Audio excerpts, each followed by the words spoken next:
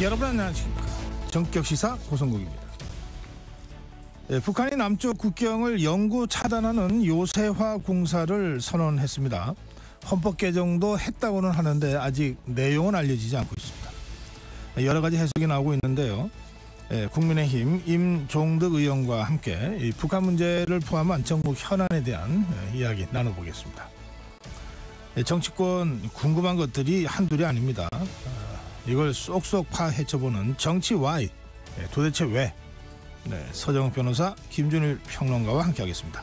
사건 속 궁금한 점을 들여다보는 사건 Y도 준비되어 있습니다. 끝으로 한 주간 화제의 소식 뉴스 키워드로 정리해 전해드리겠습니다. 10월 11일 금요일입니다. 정격시사 출발합니다.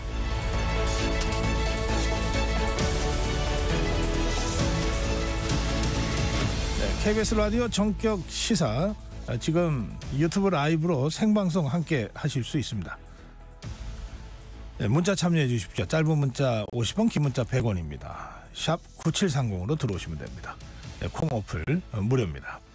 KBS 라디오 정치, 경제, 사회, 문화 각종 명품 컨텐츠가 지금 여러분을 기다리고 있습니다.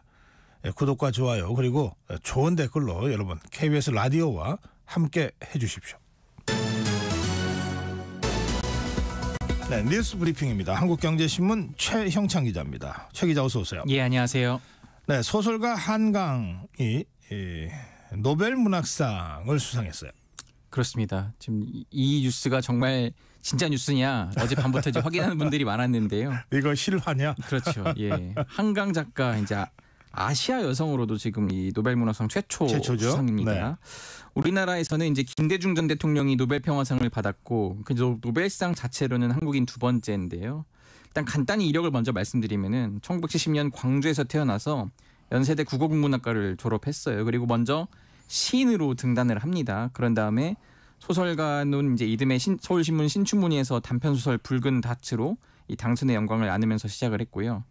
이 노벨상을 주관하는 스웨덴 할리먼이 이렇게 표현을 했습니다. 한강의 작품 세계를 역사적 트라우마에 맞서고 인간 삶의 연약함을 폭로하는 강렬한 시적 산문, 이렇게 표현을 했는데요. 네. 이게 이제 선정 이유를 밝힌 겁니다. 그러면서 이 한강 작가는 신체와 영혼, 산자와 죽은 자 사이의 연결에 대한 독특한 인식을 갖고 있으며 시적이고 실험적인 스타일로 현대 산문의 혁신가가 됐다, 이렇게 설명을 했습니다. 할리먼은 또 채식주의자, 바람이 분다, 소년이 온다, 작별하지 않는다 등의 소설을 거론하면서 한강 작품은 동양적 사고와 긴밀한 관련이 있는 정신적, 육체적 고통 사이의 대응인 고통의 이중 노출이 특징이라고 했습니다. 이 한강 작가는 수상을 전혀 예상하지 못했다고 그러던데 수상 소감이 나왔습니까? 예, 이제 할리먼과의 이제 전화 인터뷰 이제 유튜브로 공개가 됐는데요. 수상 소식을 듣기 전까지는 이제 책을 읽고 산책을 하면서 이제 편안한 하루를 보냈다고 합니다. 이제 아들과 함께 저녁 식사를 막 마침 시점에 갑자기 이제 연락을 받았다고 소개했는데요. 이 한국인으로는 처음으로 노벨 문학상을 받게 된 것에 대해서 어릴 때부터 책과 함께 자랐고 한국 문학과 함께 성장했다, 그러면서 한국 독자들과 동료 작가들에게 좋은 소식이 됐으면 좋겠다고 말했습니다. 질문이 이제 나왔습니다. 어느 작가로부터 가장 큰 영감을 받았냐, 이렇게 질문이 나오자 한 작가는 삶의 의미를 탐구한 선배 작가들의 노력과 힘이 자신의 영감이었지만 몇몇 작가를 꼽기는 매우 어렵다, 이렇게 답을 했고요. 독자에게 추천하고 싶은 자신의 작품으로는 이제 가장 최근 작품인 작별하지 않는다를 비롯해서 흰, 그리고 채식주의자, 이렇게 권했습니다. 이 뭐 깜짝 수상이라고는 하지만 한강 작가의 그동안의 작품도 여러 차례 국제 문학상을 휩쓸어서 어떤 면에서는 노벨 문학상을 좀 다들 예상했던, 언젠가는 탈 거다 이랬던 작가죠. 그렇죠. 이 사실 작가 한강이 대중적으로 유명해진 건 2016년 세계 3대 문학상인 맨부커상을 받으면서부터인데요. 그때 이제 그 소설 채식주의자로 수상을 했습니다. 이 소설에서는 한 여성이 육식을 거부하면서 파괴적 결말을 맞이하는 이야기를 강렬하고 독창적으로 풀어냈다는 평가를 받았는데요. 하지만 이 작가 본인에게는 굉장히 힘든 작품이었다, 이렇게 어제 돌아봤습니다. 이 노벨상 수상 소감에서 이 작품을 3년에 걸쳐 썼는데 아주 힘든 시간이었다고 회상했는데요. 주인공을 둘러싼 인물들의 이미지를 찾고 뭐 나무 같은 이런 작품 속 이미지들을 찾는 것에 어려움을 겪었던 것 같다 이렇게 말을 했습니다. 네. 이후 소설 작별하지 않는다 이렇게 본인이 이제 아까 추천했던 그 작품에서도 특유의 그 절제된 표현력으로 이 제주 4.3 사건의 아픈 과거사를 되짚어내서 최근에 프랑스의 문학상 메디치상을 수상하는 등 이 한국 문학의 저력을 보여줬습니다.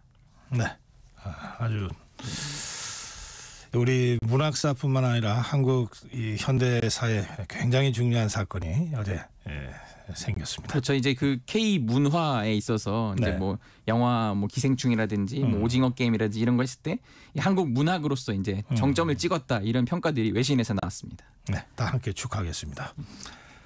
윤석열 대통령 지금 그 라오스에서 한 아세안 정상회의에 참석 중인데요. 이시바 시게루 일본 총리입니다. 신임 일본 총리죠. 이시바 시게루 일본 총리와 어제 첫 정상회담을 가졌죠. 예. 한일 협력 흐름 계속 이어가자 이렇게 공감대를 형성했습니다. 양 정상은 아세안 정상회의 참석을 계기로 이 라오스 시내 한 호텔에서 40분 정도 만났는데요. 김태우 국가안보실 1차장은 현지 언론 브리핑에서 양 정상은 내년 수교 60주년을 앞두고 셔틀 외교를 활발히 진행하면서 양국 국민 간의 교류를 촉진해 나가자고 했다고 밝혔습니다. 양국 국민이 체감할 수 있는 구체적인 성과를 만들어 나가자고도 했는데요. 예를 들어서 입국 절차, 서로 양국 간의 입국 절차를 간소화하기 위한 구체적인 논의를 가속해 나가기로 했습니다. 네, 지금 북한이 계속 이 군사적 긴장을 고조시키고 있는 상황에서 예. 신임 일본 총리와 굉장히 빨리 그 만난 셈이거든요. 예. 윤석열 대통령과 이시바 총리 간에 이 한반도 안보 또 한일 협력과 관련된 무슨 방안들이 좀 논의가 됐습니까? 예, 지금 북한의 미사일에 대해서 한미일이 완성해서 가동하고 있는 이 미사일 정보 실시간 공유 체계가 있는데 계속 가동시켜 나가기로 했다고 김태호 차장이 전했습니다. 네. 양 정상은 북한의 핵미과 미사일 위협 그리고 이 불법 사이버 활동에 대한 우려도 공유를 했는데요. 또 이제 북한이 러시아와 좀 밀착을 돼 있잖아요. 군사협력 역시 불법적이라는 데 공감을 표했다고도 전했습니다. 북한 관련해서는 또 엄중히 경고도 날렸는데 북한과 북한을 지원하는 세력의 엄중한 경고 메시지가 발신되도록 한일 양국이 협력하기로 했다 이렇게 강조를 했습니다. 네. 어제 뉴스브리핑에서 북한이 남북 연결 통로를 완전 차단하겠다고 발표했다 이걸 이 소식을 전해드렸는데 군에서 뭐 새롭게 분석한 결과가 나왔네요. 예, 어제 이제 그 합참 국정감사가 있었는데요. 김명수 합참의장이 이제 북한이 이미 관련 작업을 다 완료해 놓고선 정당성을 확보하려는 목적으로 이걸 뒤늦게 밝힌 것이다 이렇게 전했습니다. 그래요. 예, 남북을 잇는 통로가 모두 4곳인데요. 우리 군은 유엔사 통제하에 있는 판문점 공도경비구역 JSA를 제외한 3곳에 이 남북 차단 조치가 이미 8월에 모두 마무리된 것으로 파악을 하고 있었습니다. 합참의장은 북한이 스스로 고립을 시행해 나간다는 것은 김정은 체제가 두려움을 느낀 것 이렇게 해석을 했습니다. 또 방벽을 세우는 것은 이 외부로부터의 차단도 있겠지만 스스로 고립되고 차단하기 위한 고립선을 세우는 것 이렇게 말했거든요. 이게 뭐냐면은 이 탈북, 지금 내부의 탈북이 계속 나오고 있잖아요. 탈북으로 인한 내부 인원 유출을 막으려는 의도가 있다 이렇게 취지로 풀이됩니다. 네. 10월 16일 다음 주 수요일입니다. 이 재보궐선거인데요. 이제 닷새 앞으로 다가왔습니다. 그런데 오늘하고 내일 이틀 동안 사전투표가 실시되죠. 그렇습니다. 지금 오늘부터 이틀간 재보선 실시 지역 안에서 476개 투표소에서 사전투표가 시작됩니다. 여야 대표는 어제 이제 각각 인천 강화와 전남 영광을 찾았는데요.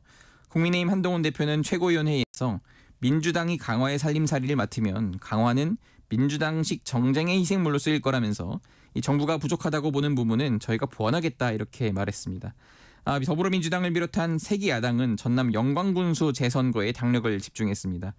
그제 저녁부터 민주당 장세일 후보를 지원하기 위해 1박 2일 집중 유세에 나선 이재명 대표는 이번 선거로 정권에 명확한 경고장을 던져야 한다며 대여투쟁이 흔들리지 않도록 힘을 모아달라고 호소했습니다. 조국혁신당 조국 대표도 오전 국정감사를 마치고 영광으로 이동해서 같은 당 장현 후보를 지원했습니다. 네. 어젯밤 월드컵 3차 예선이 있었습니다. 우리 축구 국가대표팀으로서는 굉장히 중요한 일전 대요르단전이었는데 기본적인 완승입니다. 그렇습니다. 2대0으로 이겼는데요. 지금 주장 손흥민 선수도 부상을 당해서 지금 굉장히 어수선한 분위기인데 오현규, 배준호 이런 젊은 피들이 활력을 불어넣어서 승리를 따냈습니다. 먼저 전반 38분은 이제 베테랑 이재성이 헤더로 이제 선제골을 넣었고요. 후반에는 새로 투입된 배준호와 오현규가 해결자로 나서서 이 배준호 패스를 받은 오현규가 강력한 오른발 슛으로 골망을 갈랐습니다. 대표팀은 사실 지난 아시안컵 준결승에서 요르단한테 0대2로 패했거든요. 네. 그때 졌던 아픔을 다시 그대로 되갚아줬습니다. 승점 7점으로 B조 1위로 올라섰고요. 대표팀은 국내로 돌아와서 15일에 있을 이라크와의 월드컵 3차에선 4번째 경기를 준비할 예정입니다. 네. 온라인 쇼핑몰 티몬 위메프요. 이 사태가 지금 사법 처리가 진행 중인데 큐텐그룹의 구영배 대표를 포함해 핵심 경영진들에 대한 구속영장이요. 이게 기각됐습니다. 예, 12시간 넘는 심사를 거친 끝에 기각됐는데 이 재판부는 구영배 대표에 대해서 티몬과 UMF 인수 그리고 Q익스프레스의 나스닥 상장 추진 동기 등에 있어서 이 범죄 혐의를 다툴 여지가 있다고 봤습니다. 그래서 어쨌든 지금 경영진들의 경력을 고려하면 달아나거나 방어권 행사 범위를 넘어 증거를 없앨 우려가 있다고 단정하기 어렵다 이렇게 판단을 했습니다. 네. 지금 이들은 정산해줄 대금이 없다는 걸 알면서도 돌려막기식 영업을 이어가면서 판매 대금 1조 5,950억 원을 가로챈 혐의를 받고 있습니다. 여기에다가 이제 계열사 일감 몰아주기 이런 걸 더하면은 700억 원 또 가까운 손해를 입혔고요. 기업을 인수하겠다며 회사 자금 670억 원을 빼돌려 쓴 혐의도 있습니다. 네, 뉴스브리핑 여기까지 하겠습니다. 한국경제신문 최형창 기자였습니다. 감사합니다. 네, 전격 시사 듣고 계신 지금 시각 7시 32분 되고 있습니다. 날씨 정보입니다. 현재 내륙을 중심으로 짙은 안개 낀 곳이 많습니다. 가시거리 200m 미만의 안개가 꽤 껴있는데요. 이천이라든가 홍천, 평창, 봉화, 천안 등의 안개가 짙습니다. 해안 쪽에도 안개가 자리한 곳이 많으니까요. 교통안전에 유의하셔야겠습니다. 오늘 맑은 날씨 일찌감치 회복했습니다. 구름이 모두 거쳤고요. 대부분 지역 맑은 날씨 오늘 이어가다가 가끔 높은 구름만 지나겠습니다.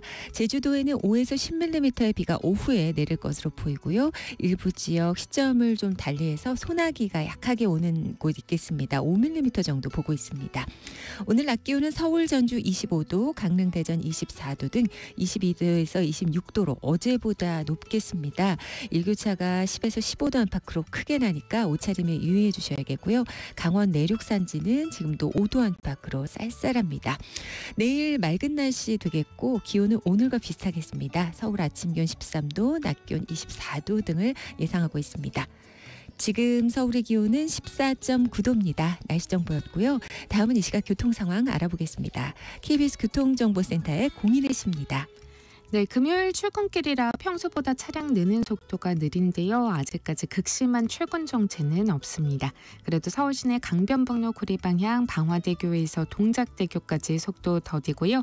올림픽대로도 행주대교에서 월드컵 대교 쪽으로 이동량 늘고 있습니다. 동부간선로 성수 방향 창동교부터 쭉 지체 서행합니다. 고속도로는 수도권 제1순환고속도로 판교에서 구리 방향 서운분기점에서 송내까지 속도 더디고요. 반대 방향은 장수에서 자유로 사이 이동량 늘었습니다. 같은 방향 경기 동쪽에서는 남양주부터 상일까지 정체입니다. 경부고속도로 서울 쪽 서울 요금소에서 판교까지 또 금토분기점에서 반포까지 막히고요. 인천 가는 길도 살짝 어렵습니다. 경인고속도로는 서운에서 서인천까지, 제2경인고속도로는 문학에서 남동, 안현에서 일직분기점까지 차간거리 좁혀집니다. KBS 교통정보센터였습니다.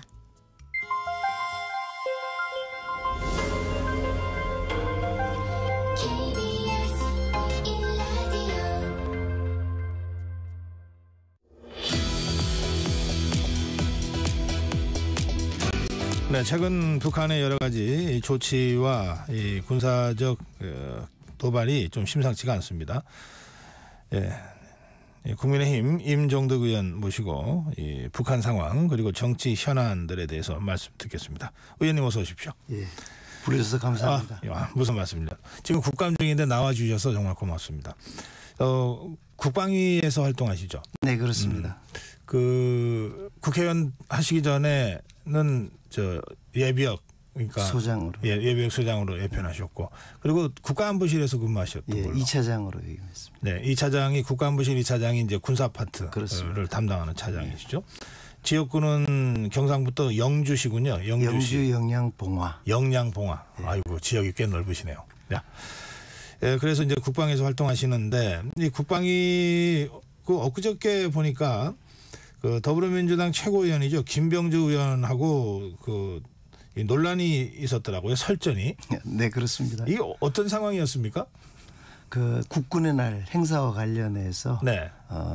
사실 김병주 의원이 그 폄훼하는 발언을 좀 했어요. 그 언론에 나가 방송에 나가서 그 국군의 날 이번에 시가행진하고 한 그렇죠. 네. 그걸 제가 이제 본회의 5분 자유 발언 시간 때 제가 발표를 했었고 네. 거기에 대해서 김병주 의원이 먼저 그 자기 어떤 명예 훼손 부분들을 이야기를 하면서 이야기를 해서 네. 제가 사실관계를 설명하는 과정에서 좀 언쟁이 좀 있었습니다. 그렇군요. 네. 김병주 의원이 시가행진을 보여주기 식이다 이렇게 그렇게 하면서 이제 국군의 날 행사와 시가행진에 참여했던 우리 군 장병들을 좀 모욕했다라고 지금 임정도 의원이 보신 거고 그렇습니다. 그걸 문제를 제기했다가 이제 설전이 벌어졌군요. 그렇습니다.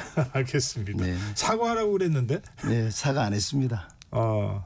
왜냐하면은 제가 할 말은 한 거거든요. 예. 우리 군인들과 국민들이 바라보고 있고 또 국군의 날의 중요성 이런 부분들을 놓고 봤을 때 사과할 사항은 전혀 아니었습니다.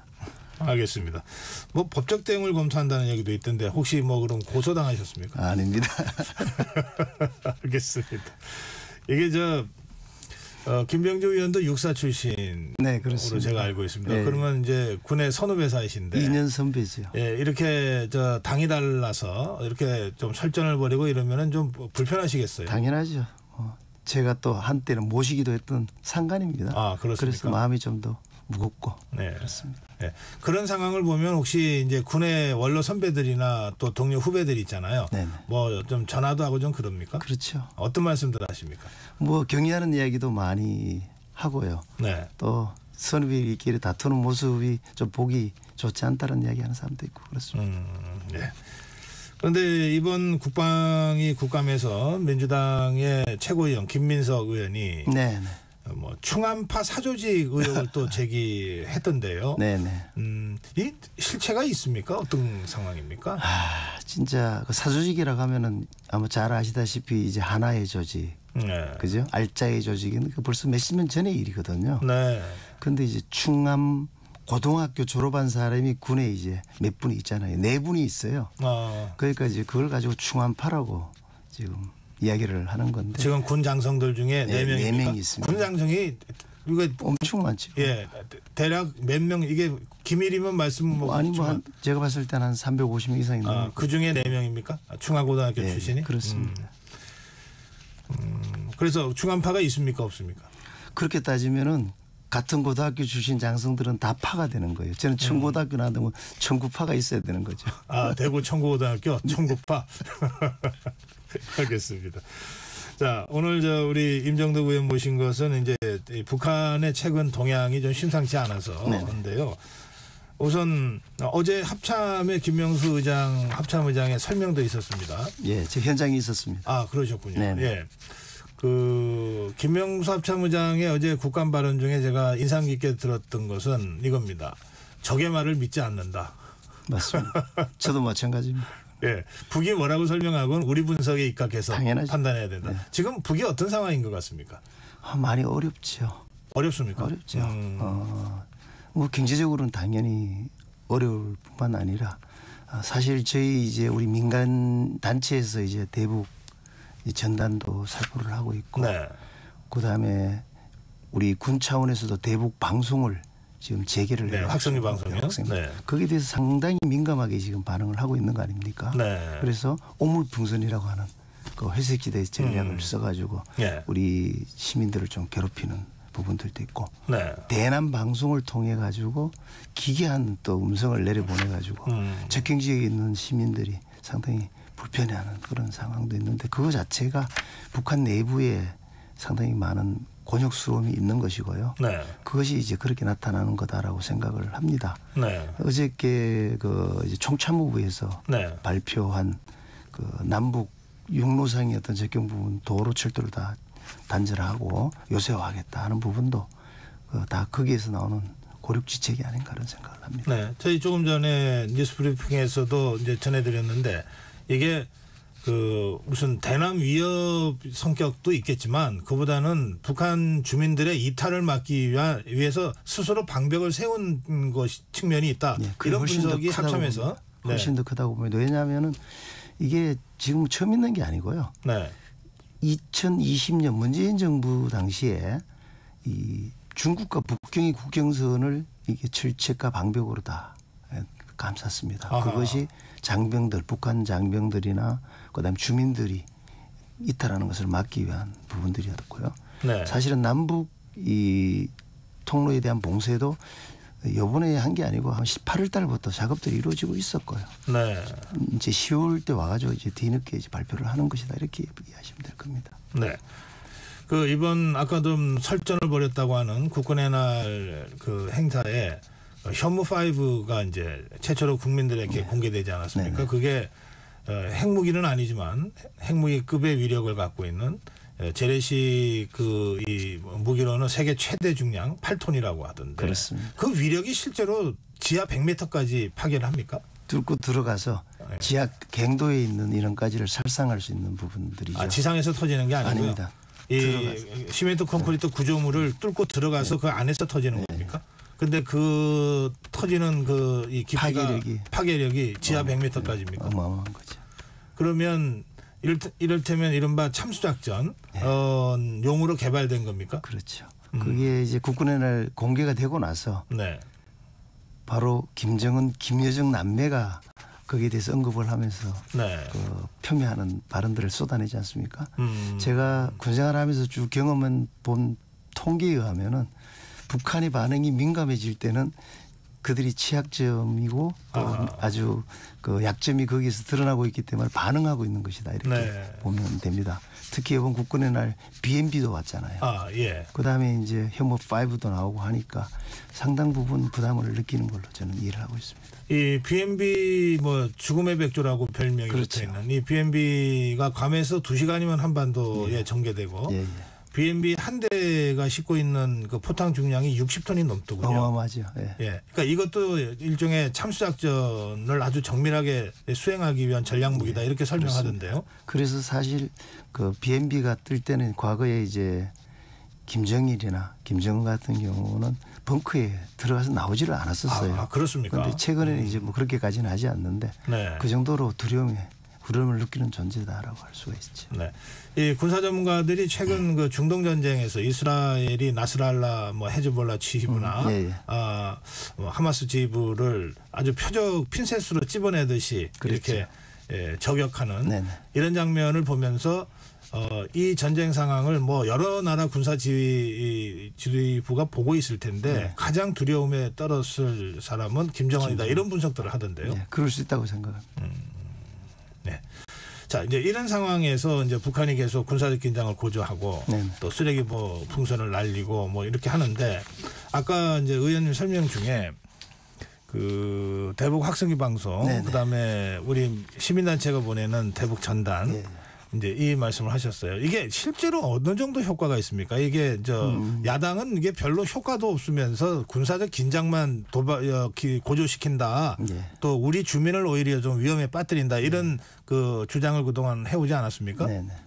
그런데 어제 국감장에서도 똑같은 주장을 야당이 했습니다. 네. 그래서 제가 대응하는 답변, 그 질문을 했던 내용들이 과연 대북 전단과 대북 확성기 방송이 효과가 있다라고 생각하냐라고 제가 의장한테 물었고 네. 의장도 있다라고 이야기를 했습니다. 아하. 그 이유가 뭔가 하면은 교동도 쪽으로 지금 기순이 한 분 있었고요. 네. 22사단 쪽에도 기순자가 있었는데 기순자의 증언들이 있을 거 아닙니까? 네. 그걸 통해서 확인되는 것도 있고 그다음에 이제 그 GOP 라인 지역에서 작업을 하는 그 북한 군인들에게 기마개를 다 끼게 하고 있습니다. 아 그래요? 대북 방송을 듣지 못하게 하는 거죠. 그리고 우리 방송에 K-팝이 나가면은 저 북쪽에 있는 경계 인원들이 있을 거 아닙니까? 그 인원들이 그 케이팝이 리듬에 맞춰서 춤을 추는 모습이 식별이 됩니다. 그건 충분히 효과를 보고 있다고 보고 그것이 아픈 거죠. 그래서 재열하게 이제 오물풍선을 날리고 또 뭐 아주 이상한 소리를 내는 대남방송들을 해서 우리 접경지에 있는 주민들을 괴롭히는 겁니다. 그래서 그걸 못하게 하려고 지금 그걸 하고 있는 것이고 그걸 받아가지고 야당에서는 또 그거 하지 말라고 지금 우리 군이 요구하고 있는 그런 모습입니다. 그러니까 이제 북한이 대남 방송하는데 뭐 출력도 낮고 이제 성능도 별로 안 좋으니까 정상적인 대남 방송이 아니고 막 삑삑하는 무슨 기계음 소리 같은 그렇습니다. 거 이런 걸로 괴롭히는 식으로 하면서 우리 대남 방송을 못 듣게 자기네 뭐 그런 것도 있고 주민들이 그런 식으로 한다고 그러더라고요. 밤늦은 시간까지 하다 보니까 제가 강화도 교동도를 가서 직접 주민을 만났습니다. 만나서 그 의견도 들어보고 그 음성도 군부대 가가지고 그 녹음을 한 내용을 들어보니까 그렇더라고요. 그래서 참 재열한 방법으로 애들이 대응을 하는구나. 그만큼 걔들이 절박한 부분들이 있는 겁니다. 이게 일종의 저강도 도발이라고 할 수 있는데요. 그렇죠. 이제 괴롭히고 막 피곤하게 만들고 이제 그 중에 쓰레기 봉투도 있잖아요. 그런데 그렇죠. 그 야당에서 또 뭐 제가 김병주 의원 인터뷰에서도 그런 얘기를 제가 들은 것 같은데 아니 저걸 왜 제대로 쏘아서 격추를 못 시키냐 도대체 우리 군은 뭐하냐 이렇게 질타를 하더라고요. 그래서 제가 그 이야기와 관련해서 국회에서도 논쟁이 한참 국방위 전체에서 그 논쟁이 있었죠. 이 풍선에 이제 풍선을 3개를 달면은 5kg씩 다니까 한 15kg 정도를 달 수가 있어요. 그걸 이제 띄우면은 1.5kg에서 2.5kg 상공으로 쭉 이렇게 날아가지고 들어오게 되는데 그 풍선을 만약에 쏴가지고 떨어뜨린다. GOP 라인에서 쏘다가 떨어뜨리려 그러다가 이 유탄이 북한으로 넘어가면 우리가 무력 도발을 하는 거예요. 빌미를 적의 공격 빌미를 줄 수 있잖아요. 그건 안 되고 그러면 조금 지나고 나면은 다 민간인들이 많은 도심 지역이잖아요.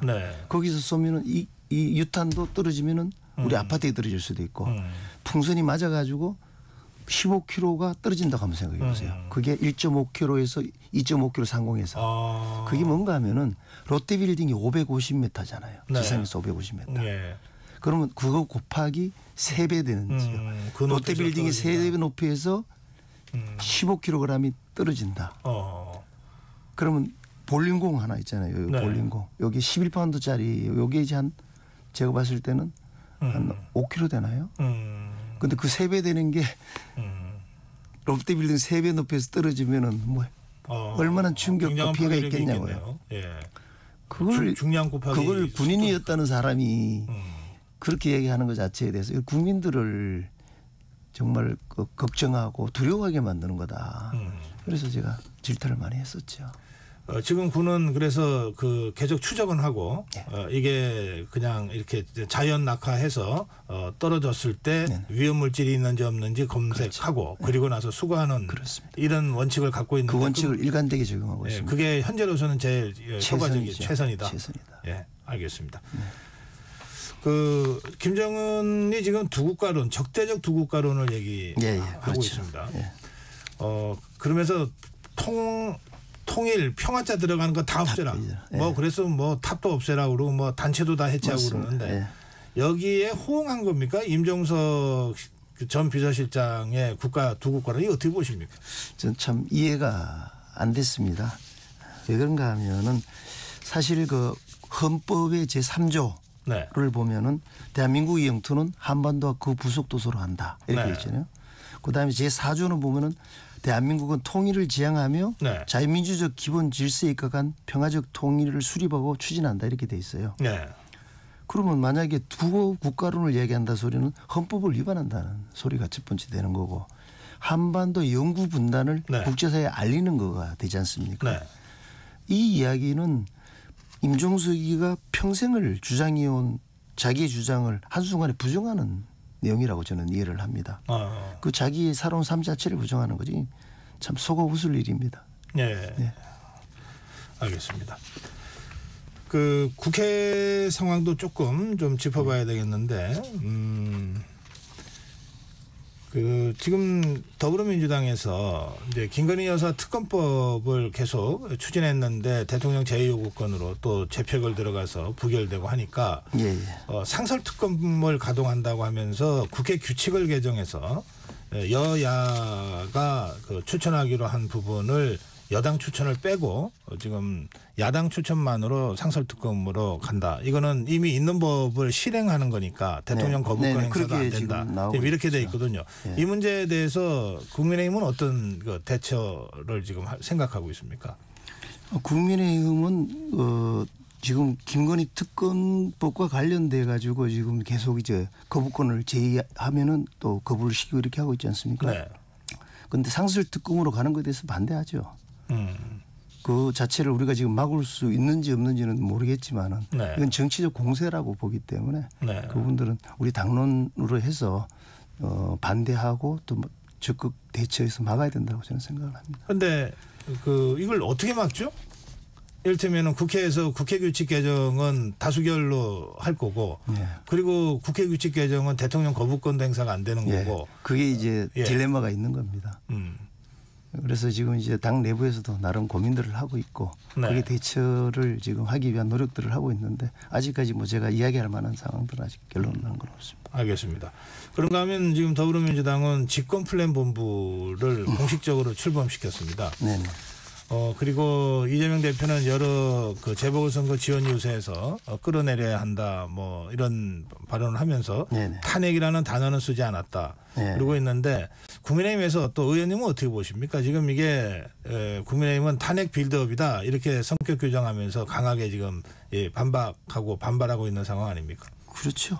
저는 사실은 한마디로 말해서 이것은 오만한 집단의 적반하장이다라고 저는 생각을 합니다. 왜 그렇게 생각하는가 하면은 이재명 대표 자신이 자신의 범죄를 벗어나려고 민주당을 방탄정당으로 만들고 있지 않습니까?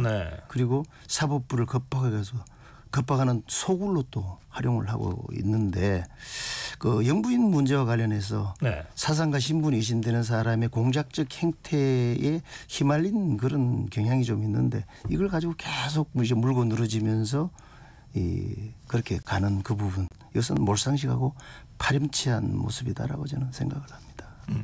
지금 의원님 말씀 중에 좀 불투명하고 불분명하고 좀 몰상식한 사람들의 공작에 좀 이렇게 휘말린 측면이 있는데라고 말씀하셨는데 그게 이른바 최재형 목사의 명품 고가백 수수 의혹 사건을 말씀하시는 것 같고 최근에는 지금 국민의힘에서는 이제 정치 브로커라고 딱 이제 성격 규정을 했는데 명태균 씨 관련 의혹 또 이제 윤석열 대통령이나 김건희 여사가 모두 연루된 것으로 명태균 씨가 지금 주장하고 있잖아요. 그 부분 어떻게 보십니까? 저도 뭐 사실 선거를 해봤지 않습니까? 총선을 하면서 경험을 해봤습니다만 선거 때가 되면은 뭐 희한한 사람들이 다 몰려옵니다. 와가지고 자기가 뭐가 있네 이렇게 하는데 만나가지고 조금만 이야기해 보면은 이 사람이 어떤 사람인가 보여요. 그래서 충분히 판단할 수 있었으리라 생각하고 저는 명태균 씨를 모릅니다. 어디서 뭘 했는지도 모르고 하는데 언론에 보도되는 내용으로 봤을 때는 좀 상당히 좀 허장성세를 부리면서 떠벌리고 다니고 이런 사람이었다고 생각을 하는데 이 부분이 명태균 씨가 주장하는 것을 일방적으로 뭐 우리 대통령 부부가 연결을 시켜가지고 한다는 건 바람직하지 않다고 저는 생각을 합니다. 임종덕 의원도 이번이 정치 이제 첫 입문이시니까 이 정치 브로커들이 정치 입문한 이른바 초짜들을 주로 공략을 많이 한다 그래요. 많이 접근을 했었을 것 같으네요. 그렇더라고요. 근데 이게 제가 봤을 때 이렇게 그때 당시에는 모르는데 봄이 오면 어림이 없잖아요. 그다음에 또 가을이 지나면은 낙엽이 이렇게 지고 하듯이 시간이 지나고 이렇게 보면은 시시비비가 자연스럽게 갈려지고 알게 되더라고요. 그런데 사실은 그 전 단계에서 그걸 식별해내는 것은 참 쉽지가 않다. 알겠습니다. 시간이 다 돼서 마지막 질문 드려야 되겠는데요. 지금 윤석열 대통령 김건희 여사 지금 해외 순방 중인데 한동훈 대표가 김건희 여사 대외 활동을 좀 자제할 필요가 있다는 취지의 주장도 했고 또 도이치모터스 이 의혹 사건 관련해서는 국민 눈높이를 강조하는 검찰의 수사를 촉구했어요. 어떻게 보십니까? 이 부분과 관련돼서도 참 좀 안타까운 부분들이 있어요. 여당의 대표로서 이게 지금 어떤 나오는 이슈에 대해서 원칙과 기준에 의해서 법적으로 정리돼 가지고 가는 것을 좀 기다려봐야 되는 부분들인데 네. 이걸 뭐 사과를 해야 되지 않느냐, 명명백백하게 밝혀야 되지 않느냐 하는 것 자체가 뭐 지금 여론 재판을 하자는 것도 아니고 그런 아쉬운 감들이 좀 있습니다. 그리고 또 이 부분에 대해서 대통령 부부가 사사건건 네. 이게 뭐 소명을 하고 해명을 한다는 것도 웃기는 거 아닙니까? 그래서 이 부분은 좀 법과 제도와 원칙에 따라 가지고 네. 진행되어 가는 모습들을 좀 지켜봐주는 인내가 좀 필요하지 않느냐 그런 생각을 저는 합니다. 예, 오늘 여기서 마무리해야 되겠네요. 예. 감사합니다. 국민의힘 임종덕 의원과 말씀 나눴습니다. 말씀 잘 들었습니다. 네, 고맙습니다. 감사합니다. 네.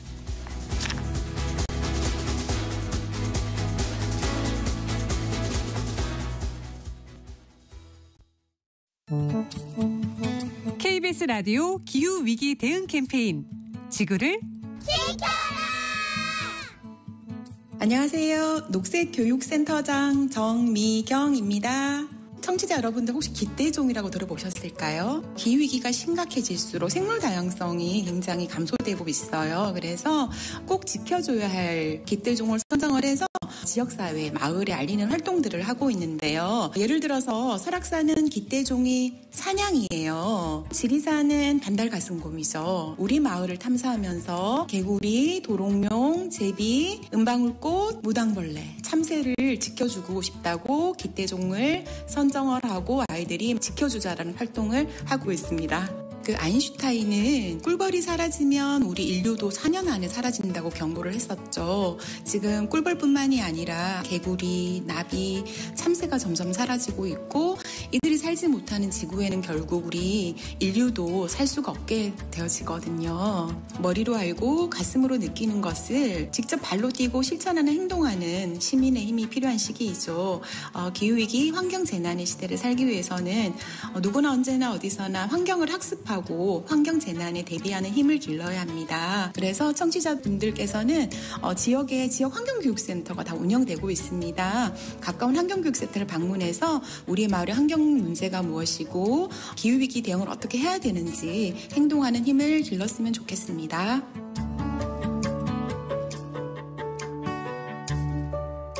뜨거워지고 있는 지구.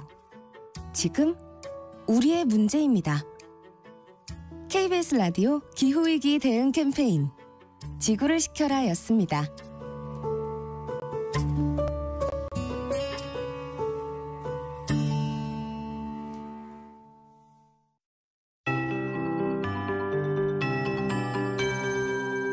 KBS 58분 날씨.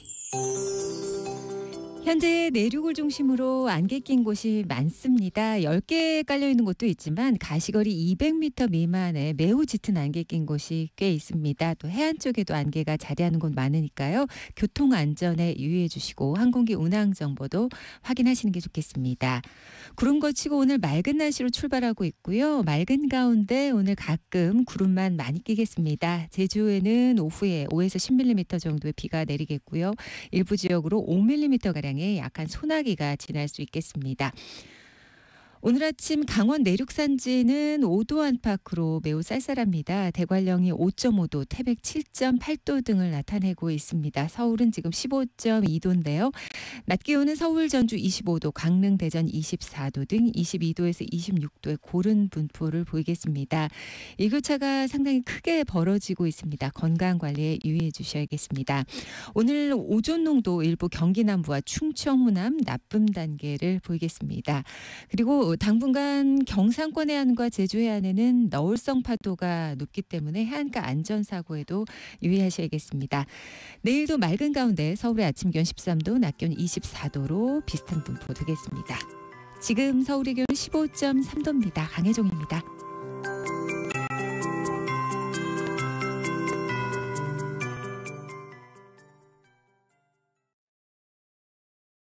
정성을 다하는 국민의 방송 KBS가 8시를 알려드립니다. AM 711kHz, FM 97.3MHz, KBS 1라디오입니다. HLKA.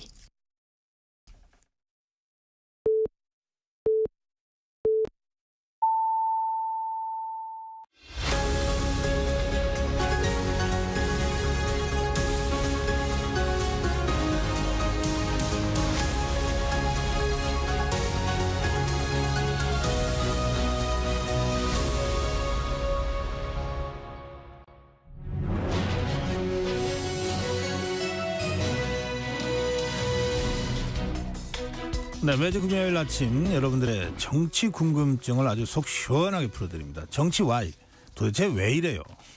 정치 Y, 서정욱 변호사 나오셨습니다. 안녕하세요. 김준일 평론가 나오셨습니다. 예, 안녕하세요. 네, 오늘이 10월 16일 있을 그 재보궐선거의 사전 투표가 실시되는 날입니다. 오늘하고 내일 이틀 동안이죠. 예. 원래 재보궐선거는 좀 투표율이 낮잖아요. 그리고 뭐 이를테면 공휴일도 아니고, 예. 그런데다가 교육감 선거는 더 투표율이 낮잖아요. 예. 정당 선거도 아니니까. 그 후보 이름도 잘 모르잖아요. 뭐 법적 선거 기간 2주 동안에 자기 이름 알리기도 벅찬 시간인데 또 선거 범위는 굉장히 넓고요. 예. 자, 그래서 오늘 이틀간의 사전투표를 통해서 또 16일 투표를 통해서 사실 투표율이 어느 정도 나오지 않으면 대표성의 위기가 늘 있지 않습니까?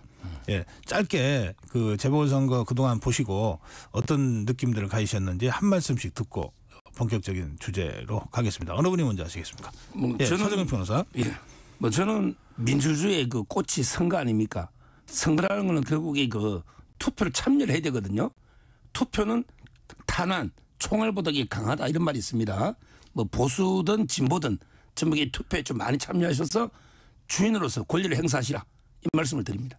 네, 김준일 평론가. 예, 뭐 정치권 돌아가는 거 보면 꼴 보기 싫어서 투표장 안 나가고 싶은 마음도 저도 충분히 이해는 하는데 이게 워낙 중요한 선거기도 하고 또 이제 특히 이제 그 해당 지역에서 일꾼을 뽑는 선거는 워낙 중요한 의미가 있으니까 그리고 정치적 함의도 있어요. 사실은 이게 결과적으로 보면은 이겨야 되는데 거기에서 패배를 했다 그러면은 본인이 지지하는 정당이라면 특히 그 정당이 굉장히 어려워질 수 있으니 뭐 어느 지역이 됐든 많이 하셨으면 좋겠고 교육감 선거는 저는 개인적으로 좀 아쉬운 게 좀 하나가 있어요. 이게 주로 이제 중고등학교 뭐 그게 이번에 서울시 교육감 선거뿐만이 아니라 중고등학교의 선거와 관련된 그러니까 그 교육과 관련된 건데 왜 맨날 선거 나오시는 분들은 교수 아니면 정치인밖에 없냐. 중고등학교 교장님들이 좀 많이 나와야 되는데 이거 예선을 통과를 못 하시더라고 이분들이 다 중도 사퇴하시거나 좀 그랬으면 좋겠다 진짜로. 저는 그 생각이 들어요. 너무 정치 논리나 뭐 이런 거에 좀 많이 휘둘리는 거 아닌가 그 생각 많이 듭니다. 네, 사실 그걸 피하기 위해서 정당 공천도 배제하고 치르고 있는데도 여전히 정쟁구도 속에서 교육감 선거까지 진행되고 있는 현실이 있습니다. 두 분 말씀 좀 참고하셔서 특히 이 투표율이 낮기 때문에 지지자들이 더 많이 나가는 쪽이 아무래도 유리하게 되는 이런 선거의 특징도 여러분들이 감안하셔서 각자 지지하는 후보들 계실 텐데 적극적인 투표 참여 해주시기 바랍니다. 자, 정치 현안으로 가겠습니다. 윤석열 대통령과 한동훈 대표가 이 재보궐선거가 끝난 후에 독대하기로 했다라고 지금 전원 형식으로 보도가 됐습니다. 그런데 대통령실의 공식 발표는 아직 없습니다. 또 한동훈 대표 측의 공식 발표도 없어요. 네, 그래서 일단 이제 그렇게 전망된다는 정도의 보도가 나온 상태인데 이 문제 가지고 두 분은 어떻게 생각하시는지 또 왜 이 시점에 이런 보도가 나왔는지 왜 시작하겠습니다. 서정욱 변호사. 먼저 이제 그 최근에 그 우리 자유파의 그 보수 분열 또는 이제 당정 갈등에 대한 우려가 커지고 있어요. 근데 이번에 그 특검법 표결하는데 4표가 채야 이탈표가 나왔습니다. 이런 식으로 자꾸 분열하면 사람에게 공멸할 수도 있다. 이런 위기감이 커지고 있어요. 그래서 이제 그 당정이 혼연일체 하나가 돼서 통합을 해야 된다. 이런 여론이 많아서 아마 이제 그 대통령이 결단을 내린 게 아닌가. 한동훈 대표 만나서 우리 허심탄회하게 혼연을 대보자. 이런 이제 그 통합에 저는 뭐 독특을 봅니다. 김준일 평론가. 그러니까 그 전에 일련의 과정들을 보면은 독대 요청했는데 안 되고 재독대 요청했는데 묵묵부답이고 사실상 제재 독대 뭐 이 정도 되는 것 같아요. 그러면은 뭐가 변했느냐? 그때는 한동훈 대표가 본인을 중재 역할을 굉장히 강조를 하면서 예를 들면 의정 갈등에 여야 의정 협의체 본인이 해서 룸을 열어줘라, 공간을 열어줘라 이런 식의 요청이었는데 윤석열 대통령이 거의 매몰차게 감정이 상할 정도로 이렇게 지금까지 반응을 안 했잖아요.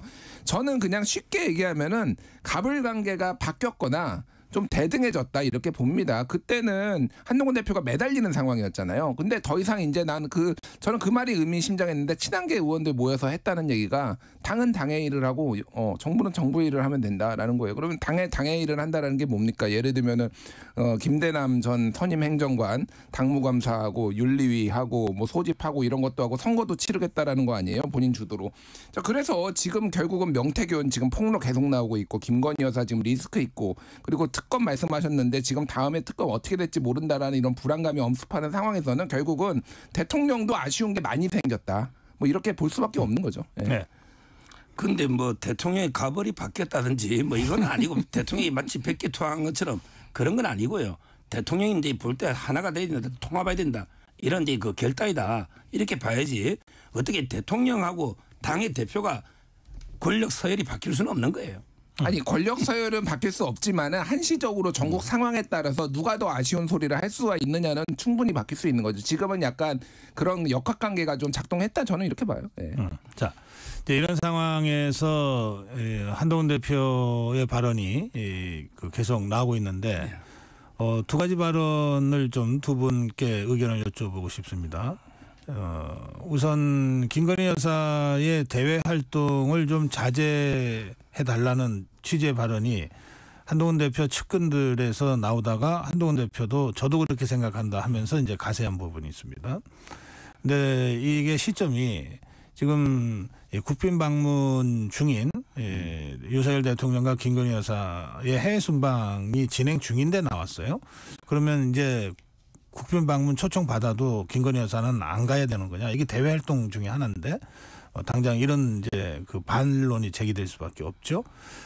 그 문제부터 좀 다뤄보죠. 예, 김준일 평론가. 예, 그러니까 해외 순방 가는 것까지 다 하지 말라라는 취지는 아닌 것 같아요. 제가 그냥 이해를 하기로는 왜냐하면은 여사 보통 우리가 영부인들이 보통 하는 행사들이나 그런 것들을 보면 일반적으로는 공식적으로 누가 뭐 이렇게 국빈 방문을 하거나 그러면은 거기에서 같이 나가가지고 뭐 행사를 한다든지 아니면은 해외 순방에 꼭 가야 되는 여사가 꼭 가야 되는 거가 있으면 같이 가고 그런데 꼭 반드시 가야 되는 건 아니거든요. 안 가도 되는 행사도 있고 예전에 다른 대통령들 보면은 홀로 가진 적도 많아요. 사실 모든 거에 다 가진 않았습니다. 그러니까 정말로 가야 되는 거면은 하는 거고 아니면 안 하는 거고 이런 맥락들이 좀 깔려 있는 것 같아요. 근데 뭐가 됐든 사실은 지난 추석 때 즈음에서 그 마포대교에서 일단 현지 시찰하면서 공무원들한테 지도하는 것 같은 이 모습이 굉장히 타격을 많이 줬다 이미지에 그리고 당에도 영향을 많이 줬다라고 지금 국민의힘 내부에서도 그렇게 판단하는 것 같아요. 그러니까 가급적이면 보이지 않는 거고 본인이 사실은 약속을 했어요. 대선 전에 기자회견 해가지고 내조에만 하겠다. 내조라는 게 어디까지가 내조인지 모르겠습니다. 일반적으로 우리가 보는 거는 가급적이면 단독 행동을 하지는 않겠다라고 우리가 이해를 한 거잖아요. 국민들은 대부분 그렇게 이해를 했으니까 그 정도 선에서 이제 한다라는 거고 제가 말씀드린 거는 어쨌든 공세적으로 지금 나오고 있잖아요. 한동훈 대표가 누가 봐도 공세적이잖아요. 그러니까 이게 당은 당의 일을 하겠다라는 거고 아까 말씀드렸듯이 주도권이 지금 누구한테 넘어가는지를 알 수 있다라는 거예요. 네, 서정훈 변호사. 저는 한동훈 대표 발언이 그 시기, 방법, 내용 다 부적절하다 봐요. 일단 이제 그 시기나 방법이요. 지금 순방 중인데 지금 공개적으로 하는 게 맞습니까? 따로 독대할 때 그때 조용하게 좀 자제 어떻게 이렇게 할 수 있잖아요. 시기나 방법이 부적절하고요. 내용도 저는 동의 안 합니다. 영부인은요.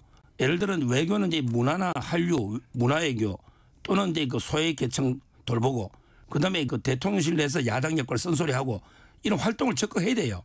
물론 김정숙 여사처럼 혼자 뭐 전용기 타고 타지 말 가거나 아니면 이게 대통령 정상 예산까지 3,400만 원 가지고 프레스룸을 뭐 만든다거나 이런 식으로 하면 안 되지만 그렇지만 이게 저는 외교 문화나 한류 같은 거는 또 전공이잖아요. 저는 영부인이 딱 집에서 내조만 보다는 적극적인 활동이 필요하다고 오히려 봅니다. 내용도.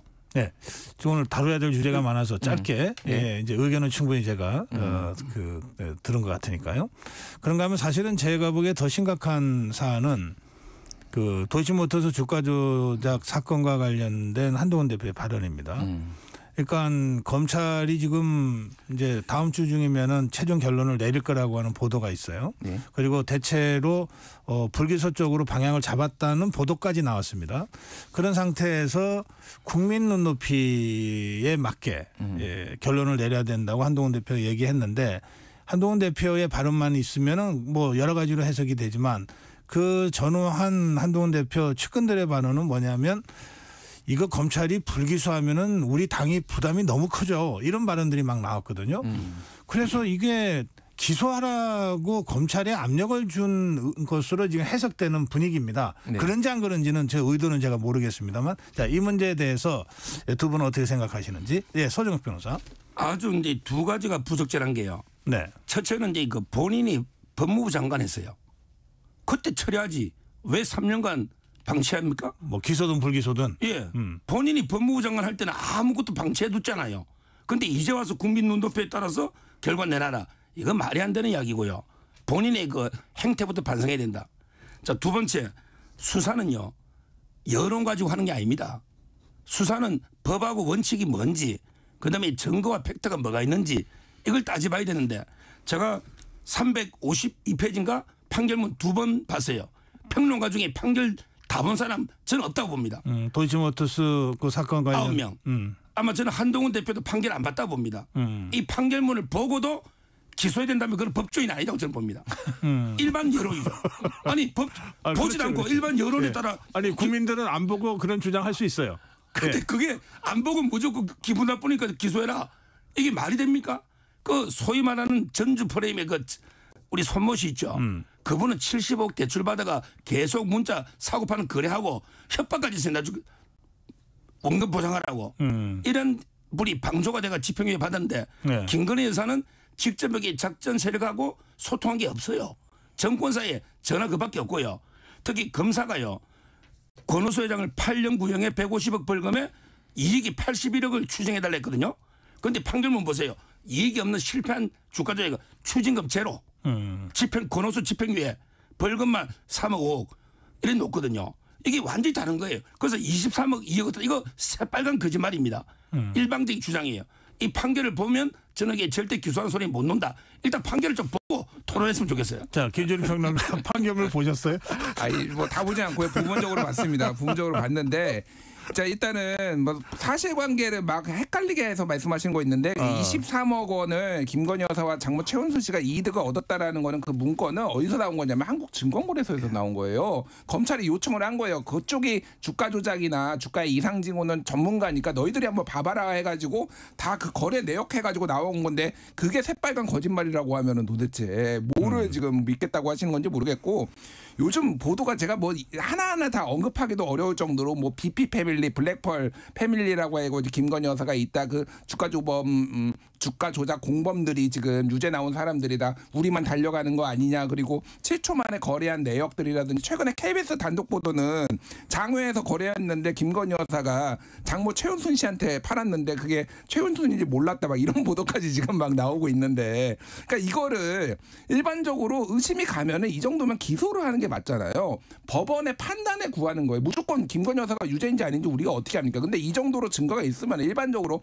검찰이 하던 대로 해라. 왜 김건희한테만 이게 적용이 안 되냐 그런 거고 저는 다만 동의하는 부분은 그거는 있어요.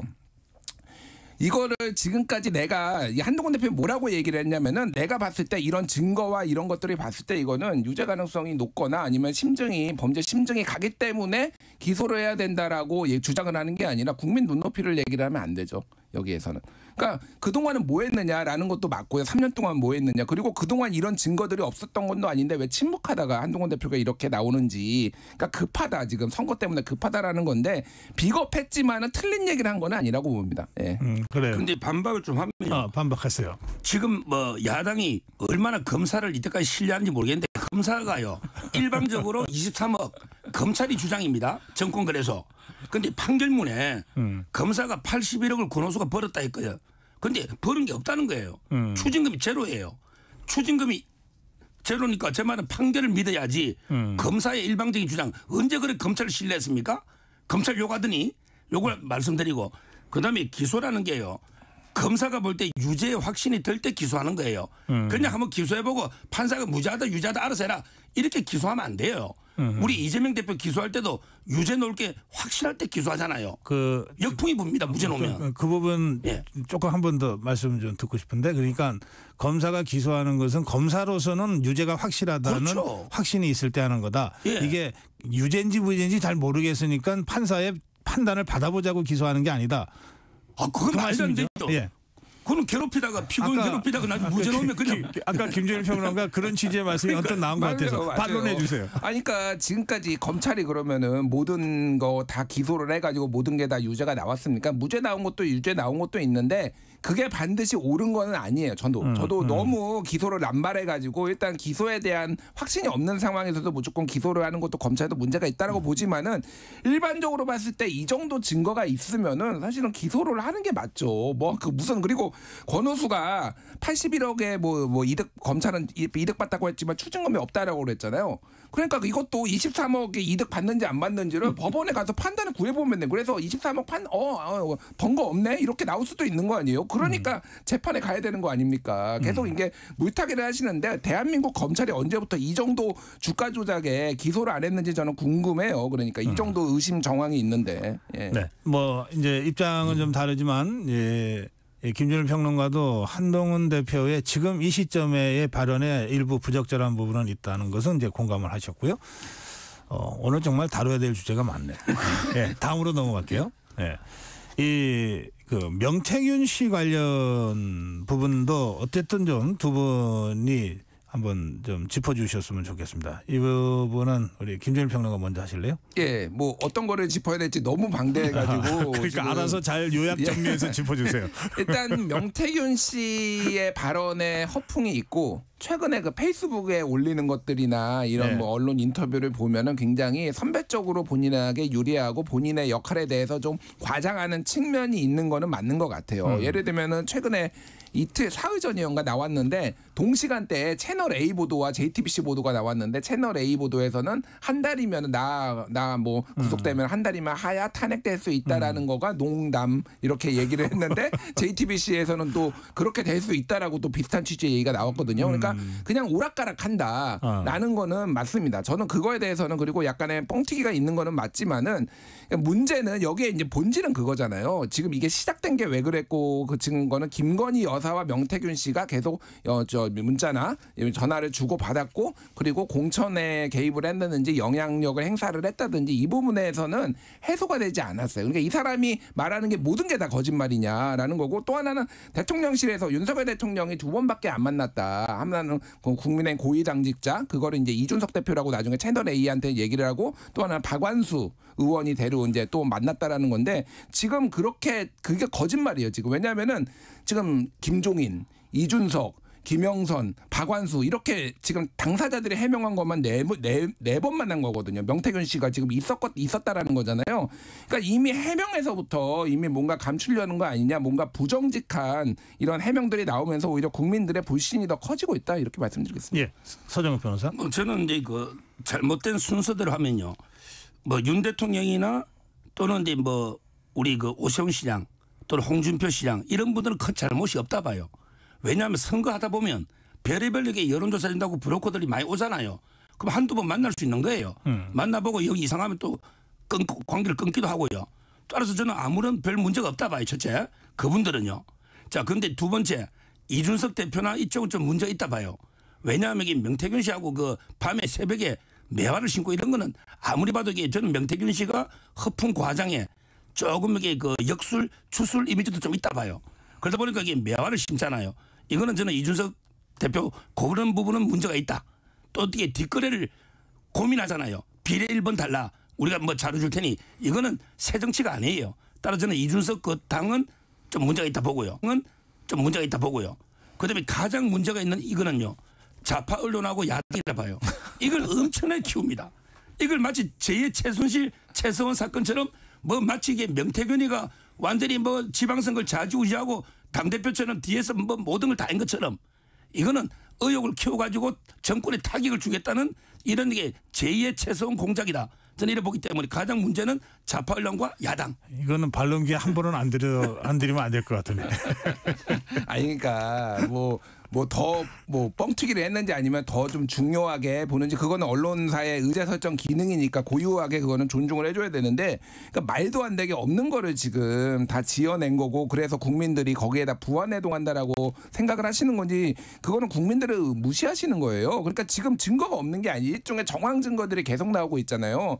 예를 들면 지금 여론조사 미래한국연구소 명태균 씨가 사실상 운영했다는 미래한국연구소가 대선 기간에만 50번의 여론조사를 했고 본인은 그거를 자비로 해가지고 그런 것들은 윤석열 후보한테 주제가 제공하지 않았다. 왜냐하면 이게 이제 선거법 위반 소지가 있으니까 그러니까 일종의 이제 뇌물 성격이 있기 때문에 그렇게 얘기를 하고 있지만은 여러 정황 증거상 그런 게 있을 가능성이 있고 3억 6천만 원 내가 비용 받으러 간다라고 그 강 씨 그 회계 책임자였던 김영선 의원의 회계 책임자이자 명태균 씨의 측근이었던 강 씨한테 얘기를 했는데 빈손으로 오고 그 다음에 지금 공천을 김영선 의원 공천을 대가로 받았다라는 거 아닙니까? 그런 주장이 있잖아요.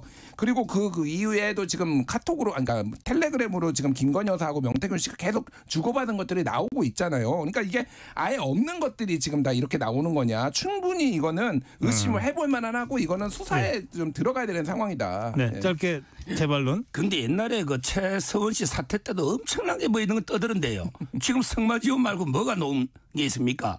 지금 명태균 씨 말 중에 청와대가 대통령실을 왜 고소 안 하냐 하는데 제가 법률 검토를 했더니 고소할 게 없어요.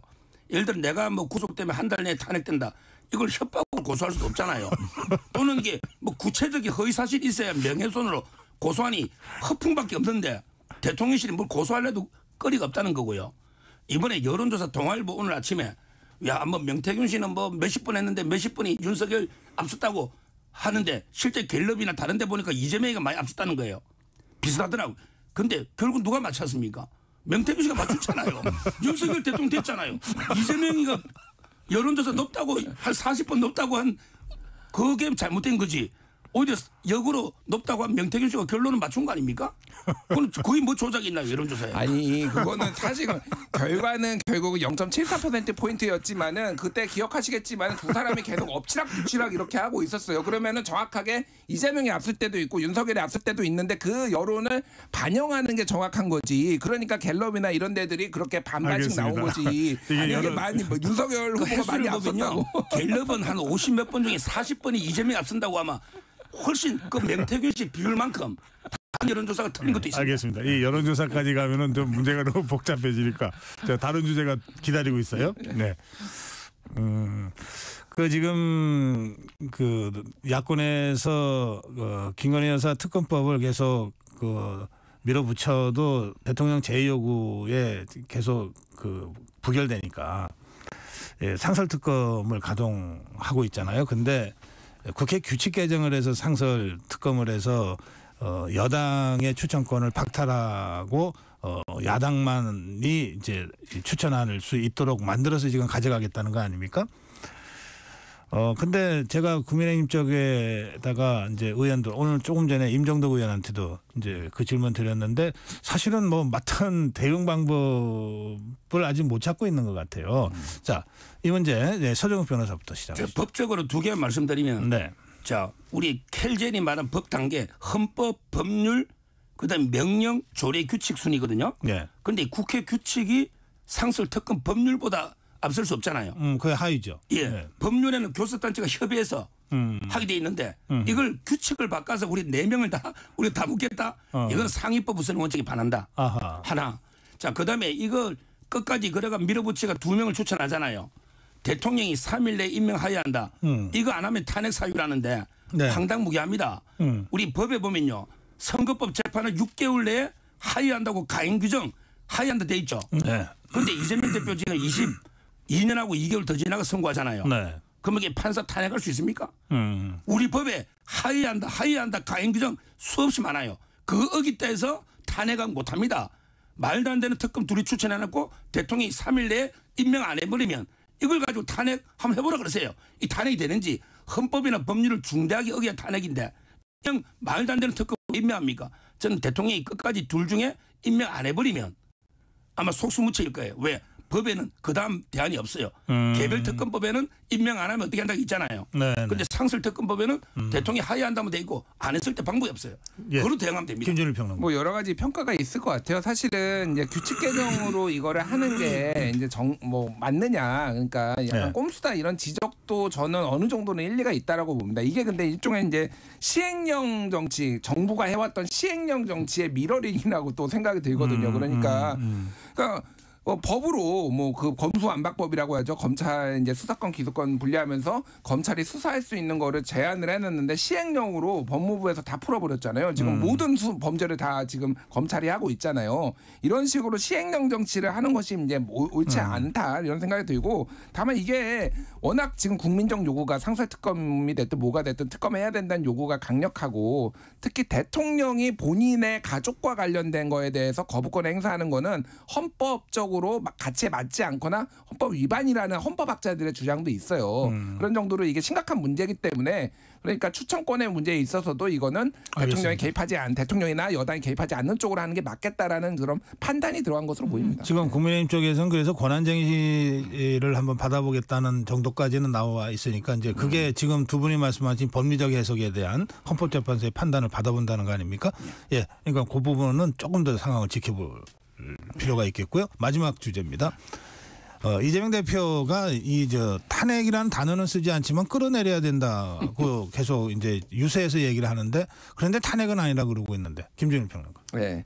그러니까 뭐 탄핵은 헌법이나 법률 이 있어야 되는데 그런 정황이나 어떤 상황적인 거는 굉장히 많지만은 아직 명백하게 100% 누가 봐도 그렇다라고 보기에는 어려운 부분이 있으니까 뭐 그렇게 했겠죠. 그러니까 이게 정치적 구호 레토릭으로 끝나기에는 야당 대표, 특히 이제 180석 가까운 의석을 가진 야당 대표가 주장하는 거에는 무게감이 다르기 때문에 또 조국 혁신당에서 얘기하는 거하고 또 다른 무게로 이제 받아들이고 또 뭐 여당에서도 이거를 이제 공격을 지금 하고 있잖아요. 그러니까 하지만은 분명히 이거는 탄핵이 될 정도로 나라가 지금 어지러운 상황이다라는 거를 강조하고 싶은 차원에서 좀 전략적으로 쓴 것 같아요. 네, 서정현 변호사. 한마디로 이제 국민을 우롱하는 이런 이제 말장난이죠.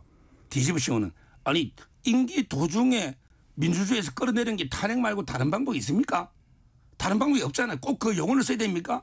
그럼 예를 들어 내가 술을 먹고 운전했다. 근데 음주는 아니다. 나 음주란 말 쓴 적이 없으니까. 이게 말이 됩니까? 아니 상식적으로 국민들이 받아들이는 그 느낌의 뜻이 있잖아요. 근데 그게 아니라고 잡아떼니 탄핵 역풍 때문에 아마 말을 뒤집는데, 옛날에 박근혜 대통령도 존경한다고 했다가 역풍이 불었잖아. 그게 진짜 존경하는 줄 알더라. 이런 게 교묘한 말장난, 국민 우롱하면 안 됩니다. 아니 근데 그러니까 저는 탄핵 아니면 하야라고 봐요. 그러니까. 근데 이거는 명태균도 얘기하잖아요. 심지어 내가 한 달이면 나 잡혀가면은 한 달이면은 탄핵 아니면 하야다. 그러니까 하야라는 게 전 국민적으로 불길처럼 들끓어가지고 어쩔 수 없이 내려오는 것까지 포함해서 지금 얘기한 거다. 네, 10초 드리겠습니다. 그게 똑같은 이야기예요. 하야나 탄핵이나 박근혜 대통령 그 두 개 똑같은. 네, 정치와이, 정치와이, 서정현 변호사, 김준일 평론가와 함께했습니다. 고맙습니다. 감사합니다.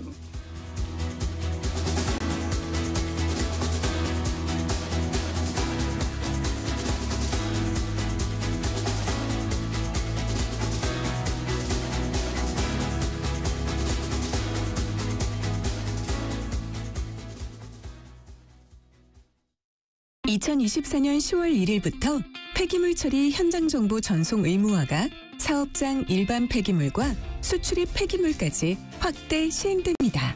사업장 폐기물의 올바른 처리와 안전하고 투명한 관리를 위해 꼭 기억하세요.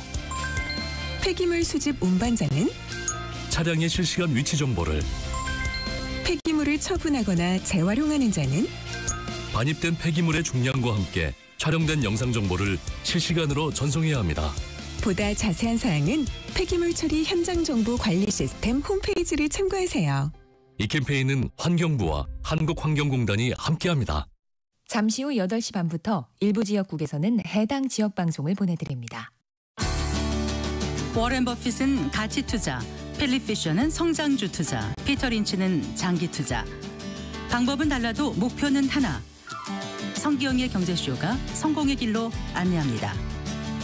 깊이 있게, 명쾌하게, 지금 이 시대 경제에 관한 모든 것을 알려드립니다. 평일 오후 4시 5분 성기영의 경제쇼와 함께하십시오.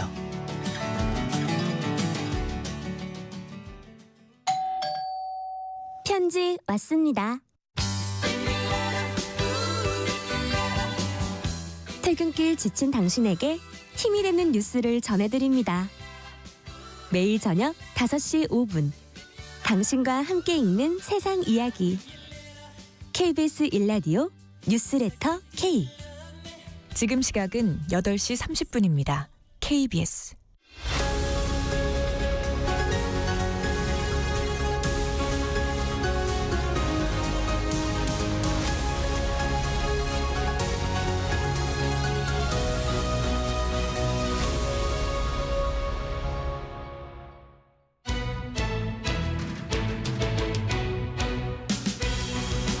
네, 매주 금요일 제가 질문을 자꾸 던져야 되는 시간들입니다.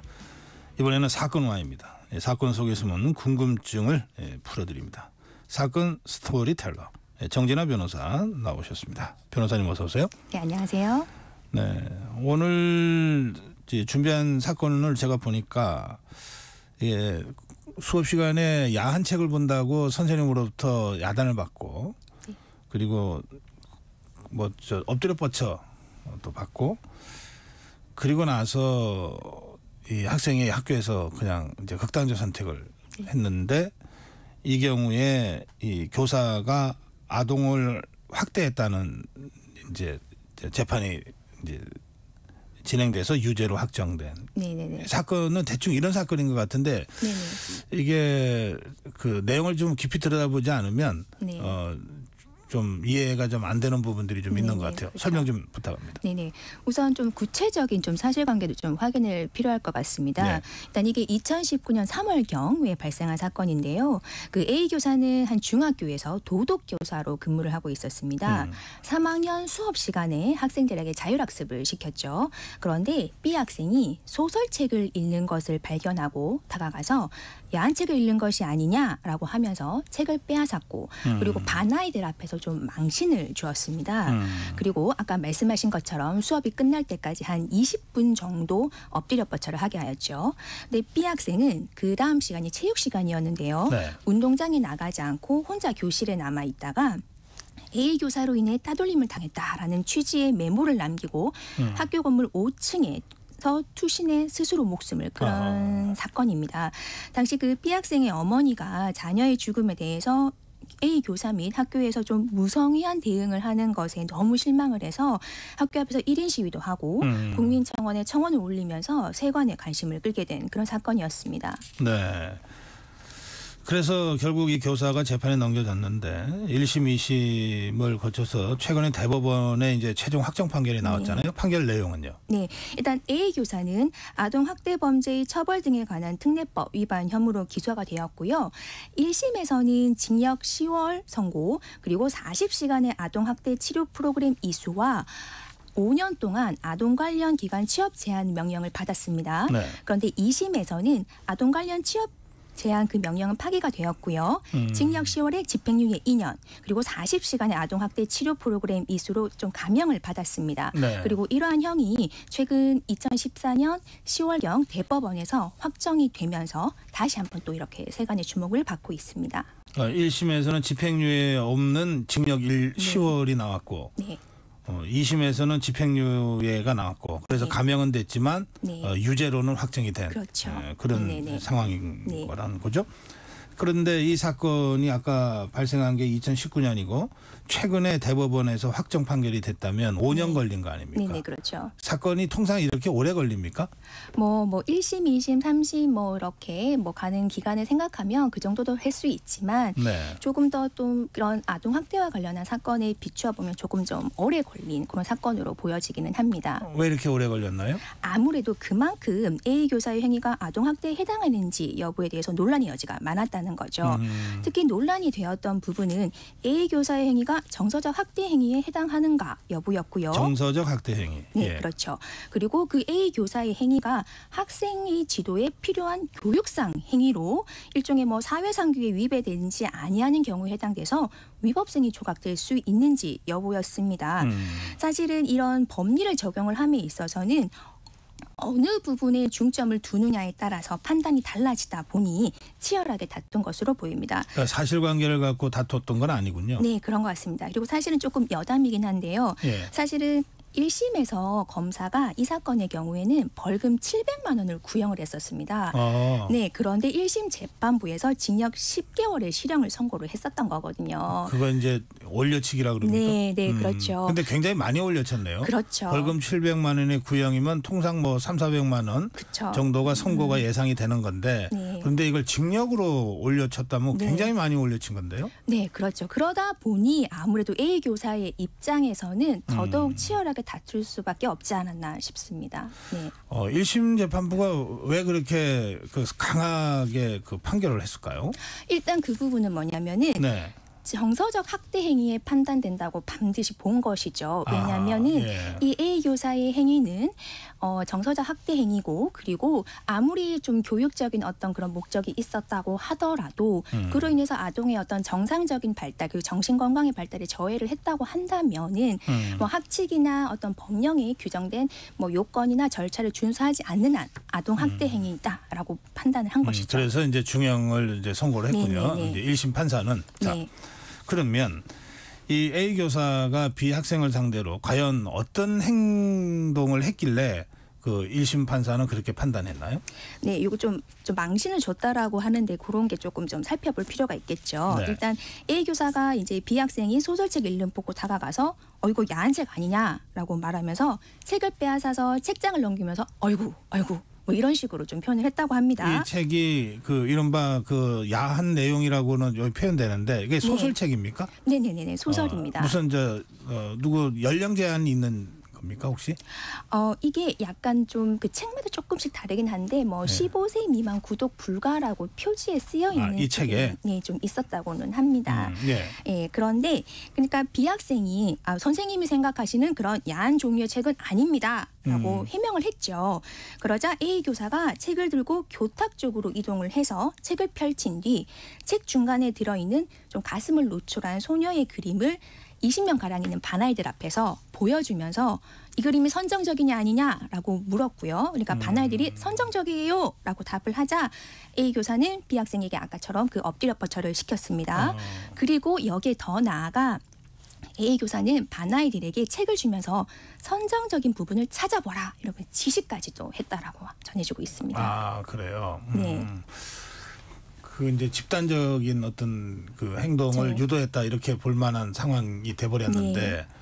이게 이제 15세 이하 구독 불가 이렇게 돼 있으면 네네. 이른바 19금은 아니라는 뜻이네요. 네, 그렇죠. 사실 그 B 학생이 읽은 책이 그 라이트 노벨이라는 책이라고 합니다.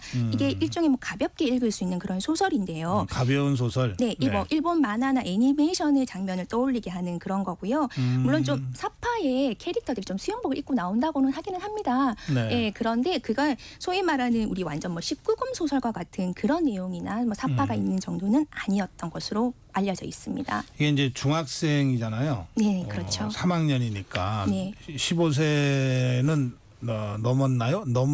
그 경계에 있었을 것 같은데. 그렇죠. 그렇죠. 그렇긴 한데 이게 사실은 청소년들 사이에서 정말 많이 읽히는 사실 그런 소설이었다고 합니다. 예. 또 선생님 입장에서는 어쨌든 굉장히 예민한 네. 시기이기 때문에 특히 학교에서 교실에서 자율학습 시간에 이렇게 펴놓고 하는 몰래 보는 것도 아니고 그쵸. 이제 그런 부분에 대해서 뭔가 좀 주의가 필요하다는 생각을 했을 법도 하고 이게 제가 뭐 판단하려는 건 아닌데 네네네. 우리 변호사님 설명을 들으면 저도 잘 모르겠네요. 그렇죠. 사실은 그 어느 부분에 중점을 두느냐에 따라서 판단은 분명 달라지는 부분이 있습니다. 그러네요. 예. 그래서 1심에서 징역 10개월이라고 굉장히 중형이 나왔고 이 행위에 비해서는 2심에서는 집행유예로 감형됐지만 그게 확정이 됐습니다. 가장 큰 이 재판 결과에 영향을 미친 부분은 역시 학대에 대한 판단인가요? 네, 뭐 학대에 대한 판단인데 특히 좀 전체적인 어떤 사실관계에 있어서는 아무래도 B 학생이 극단적인 선택을 한 것도 이 판결에 영향을 크게 미쳤을 것으로 보여집니다. 아하, 예. 그렇죠. 앞서 말씀드렸다시피 검사가 사실 1심에서 벌금 700만 원을 구형을 했다고 말씀드렸잖아요. 네. 사실 B 학생이 이런 사실 극단적인 그런 선택이 없었다면 벌금형으로 나왔을 가능성이 매우 큰 사건이죠. 특히나 만약에 A 교사가 아무런 뭐 전과도 없는 그런 상황이었다라고 한다면 사실 선고유예나 기소유예가 나왔을 가능성도 매우 높은 사안입니다. 그래요? 네, 예. 그렇죠. 그런데 1심에서 실형이 나오고 또 후에 또 집행유예도 나오고 이렇게 한 것은 바로 그 A 교사의 행위로 인해 B 학생이 겪은 수치심과 좌절감이 매우 크다라는 점, 그리고 그로 인해 좀 극단적인 선택을 했다라는 점이 주요했다라고 보여지죠. 예. 네, 특히나 이 B 학생이 체육 시간에 혼자 교실에 아까 남아 있다고 말씀드렸잖아요. 네. 바로 그 투신하기 전에 도덕 교과서 표지에 이렇게 보면 뭐 살기 싫다, 학교에서 따돌림 당하기 좋은 조건으로 만들어 주셔서 감사하다, 내용도 안 보고 서브컬처를 무시했다, 뭐 내가 잘못을 했지만 무시받았다라는 등의 메모를 쓴 것이 있습니다. 아무래도 이런 메모에 좀 비추어 보아도 이 학생이 겪었을 좌절감과 수치심은 상당히 엄청났다라고 보여집니다. 아마 이런 부분도 많이 재판에 영향을 미쳤을 것으로 보여집니다. 그 앞 시간에 이제 도덕교사와의 이제 그 상황인데, 그 도덕교사는 수업 끝났으니까 이제 교무실로 갔을 거고요. 그렇죠. 그 다음 시간인 체육 시간에 이 학생이 혼자 남아서 이렇게 했다는 거는 그 교사는 모를 수밖에 없었겠네요. 그렇죠. 몰랐겠죠. 사실은 뭐 선생님이 사실은 선생님의 의도는 제가 모르겠습니다만 아무래도 학생을 지도하고자 하는 생각 아니었겠습니까? 그렇죠? 네. 그 지도로 인해서 그 학생이 이렇게 극단적인 선택을까지 하리라고는 분명히 예상치는 못하셨을 것으로 보여집니다. 뭔가가 좀 느낌이 이상했다면 그렇게 사실상 혼자 방치된 셈인데 그렇게는 그렇죠. 안 했을 것 같은데요. 상식적으로. 그렇죠. 예. 그렇죠. 왜냐하면은 특히 지금 이 학생 같은 경우에는 사실상 그 해당 교육청에 따르면 1학년 입학 후에 실시한 심리 상담 때는 소극적 성격으로 관심 학생으로 사실 분류된 적이 있었다고는 합니다. 하지만 그 이후에는 괜찮아지면서 2학년 때부터는 그런 관심 학생 지정도 해제되었고 큰 말썽을 일으킨 적도 없었다고 합니다. 평소 또 만화 등 영상에 관심이 많았고 A 교수를 좋아하는 선생님이라고 말해왔다고 합니다. 특히 이 사건 발생 당일 1교시가 국어 시간이었는데요. B 학생은 자신의 국어 교과서에 가장 좋아하는 선생님란에 A 교사라고 쓰기도 했고 이유가 올바르고 정직해서였다라고 전해지고 있습니다. 평소 사이가 괜찮았다고 전해지고 있습니다. 그러면 이 존경하는 좋아하는 선생님으로부터 오히려 이렇게 학생들 친구들 앞에서 이렇게 좀 이 망신을 당한 부분 때문에 상처가 더 커졌을 수도 있겠네요. 네, 그런 것으로도 보여지긴 합니다. 네. 알겠습니다. 자, 이제 여기서 이제 법률적으로 핵심은 정서적 학대 행위를 어떻게 판단할 거냐인데요. 그래서 이제 우리 변호사님도 이 사안을 지금 설명하고 계신데 이게 이제 판례가 좀 있습니까? 네, 판례는 여러 가지 많이 쌓여 있기는 합니다. 그 판례를 통해 좀 정서적 학대 행위가 무엇이냐라는 좀 살펴본다면요. 일단 정신적 폭력이나 가혹 행위로서 아동의 정신건강 등을 복지를 해치거나 정신건강의 정상적인 발달을 저해할 정도라는 것을 의미를 하는데요. 주로 행위자와 피해자의 어떤 관계, 그리고 행위에 대한 피해 아동의 반응 및 행위 전후한 피해 아동의 어떤 변화, 그리고 연령, 성별, 또 행위에 이르게 된 경위 이런 것들 모두 다 종합적으로 판단을 하고자 보고 있습니다. 좀 비교할 만한 유사 사건이 혹시 있나요? 그거 같은 경우는 일전 어린이집 보육교사가 4세인 아동이 창틀에 매달리는 등 위험한 행동을 한다는 이유로 아동을 안아서 바닥에서 한 78cm 정도 높이 되는 교구에 한 40분 정도 올려놓은 그런 행위가 있었는데요. 요만한 교탁 테이블 위에. 네네, 그렇죠. 근데 한 40분 정도였습니다. 이건 너무 오래. 좀 시간이 좀 길었죠. 그것도 4살이라면. 네, 4살이죠. 좀 그러다 보니 일단 그 행위 자체도 조금 위험하고. 위험하죠. 그렇죠. 그리고 그 과정에서 아이가 4살이다 보니 좀 무서웠을 것이고 소외감을 느꼈을 것이고. 그리고 이건 정서적 학대에 해당될 수 있겠는데 제 상식으로는. 네, 그렇죠. 실제로 그 아이가 한 일주일 정도 넘게 무서워서 어린이집에 등원도 못했었다고 합니다. 이런 거 같은 경우에는 아무래도 정서적 아동 학대에 해당한다고 판단하였습니다. 알겠습니다. 이 교육계 반응 좀 전해주실까요? 이 확정 판결 후에 교육계 반응이 좀 궁금합니다. 아무래도 좀 교사들은 교사들 나름대로 조금 교권의 하락을 우려하고 있다라고 좀 보여지고 있는데요.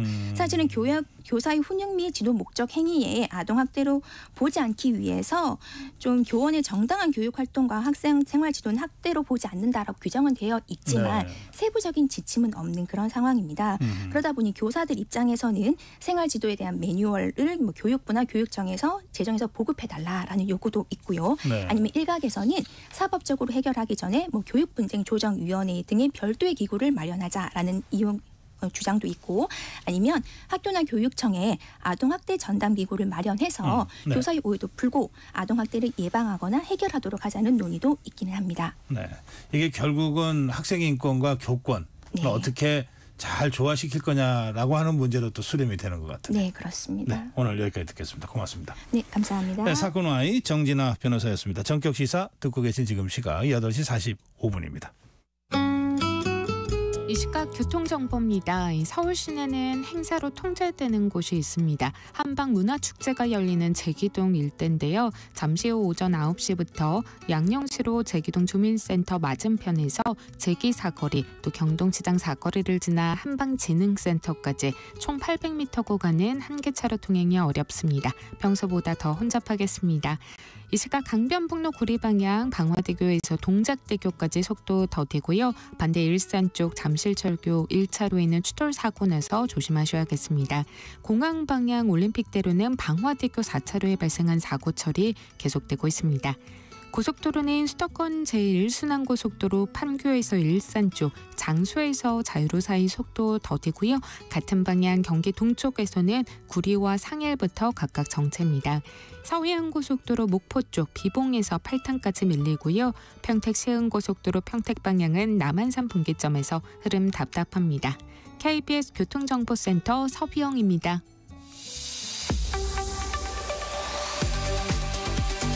네, 뉴스 키워드입니다. 국민일보 김윤아 기자입니다. 김 기자 어서 오세요. 안녕하세요. 예, 어제 굉장히 중요한 의미 있는 토론회가 하나 있었습니다. 네. 예, 대통령실, 보건복지부 그리고 서울대 의대 예, 비대위의 교수 두 분 이렇게 해서 토론이 있었어요? 네, 맞습니다. 네. 예, 좀 설명해 주세요. 네, 어제 참석자는 그 대통령실에서는 그 의료개혁을 포함해서 이 사회 이슈 전반을 총괄하는 장상윤 사회수석 비서관이 나왔고요. 보건복지부에서는 정경실 의료개혁 추진단장, 그 1급인데 단장이 직접 패널로 나왔습니다. 그리고 의료계에서는 말씀하신 대로 서울의대, 서울대병원 교수 비상대책위원장을 맡고 있는 강희경 교수하고 하은진 교수가 참석을 했습니다. 사회는 뭐 의료계나 정부 쪽에서 맡지 않았고요. 소비자단체인 녹색소비자연대 유미하 상임대표가 맡았습니다. 네. 일단 대통령실이 의료계하고 이렇게 공개적인 자리에서 토론한 거 처음입니다. 그렇다 보니까 관심이 굉장히 많이 쏠렸는데요. 의정 갈등이 지금 8개월 가까이 지속이 되고 있는데 고위급 책임자들하고 의료계 관계자들이 토론을 한 건 그 지난 2월에 있었던 토론회가 처음이자 마지막이었습니다.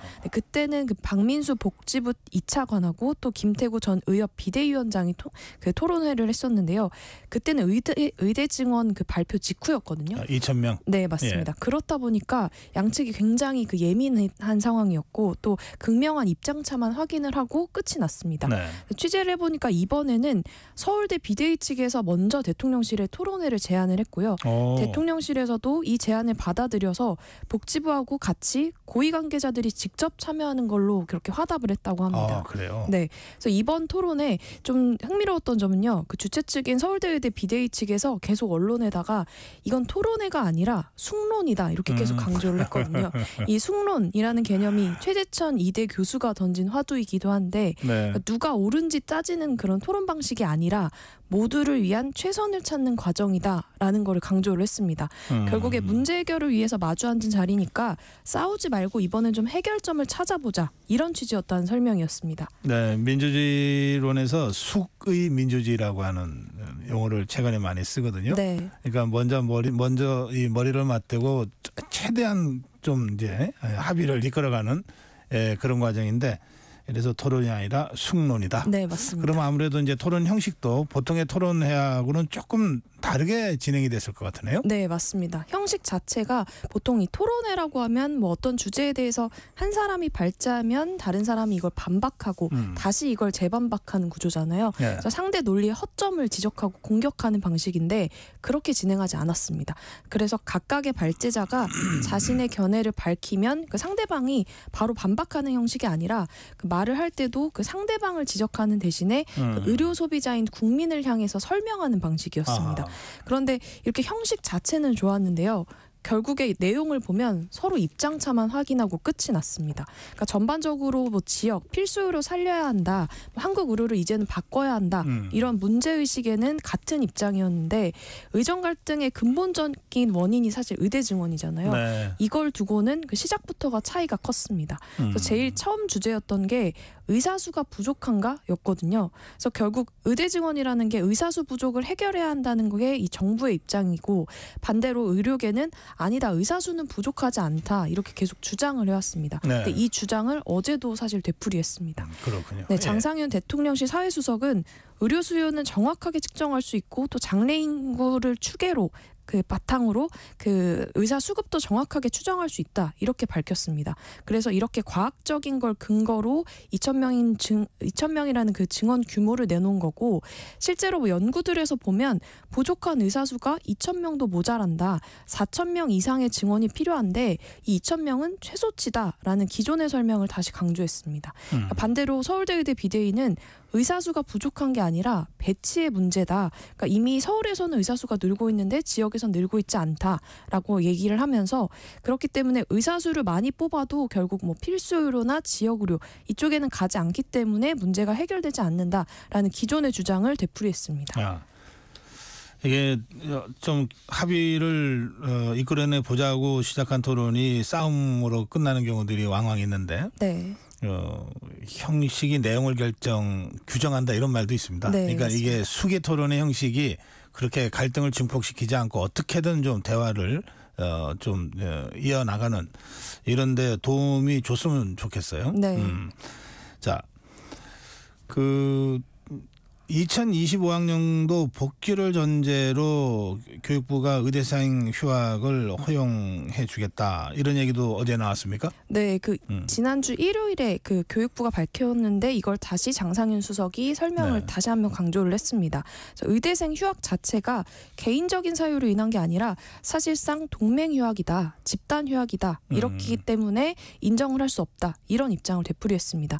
장 수석 발언을 보면요, 일부 학생들은 휴학은 권리라고 하는데 휴학은 권리가 아니다. 이렇게 강조를 했습니다. 그래서 고등교육법령상 휴학이라는 게 뭐 입대나 질병, 어학연수, 뭐 가족의 이사 이런 그 개인적이고 예측 불가능한 사유가 생겼을 때 신청을 하는 거지 그 정부 정책에 반발을 해서 일시에 모든 학생들이 휴학을 내는 건 법령상 맞지가 않고 개인적인 사유도 아니라는 겁니다.